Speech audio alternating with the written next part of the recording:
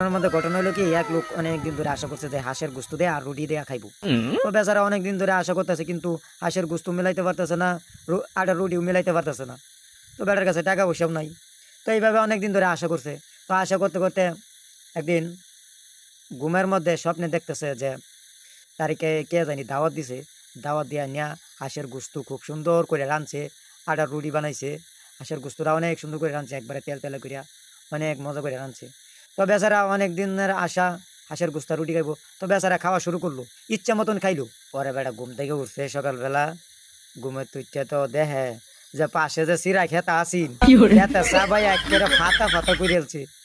সিরা এমনি খেতা, সিরা আরো সিরা সবাই একবারে ফাতা ফাতা করে ফেলছে। তো আমাদের দেশে এমন কিছু লোক আছে যারা আওয়ামী লীগ করতো। এইসব লোকেরা এখনো পর্যন্ত আশা করতেছে যে হাসুকালা আইবো, সে আবার ক্ষমতা দখল করব, দখল করে আবার মানুষের উপর অত্যাচার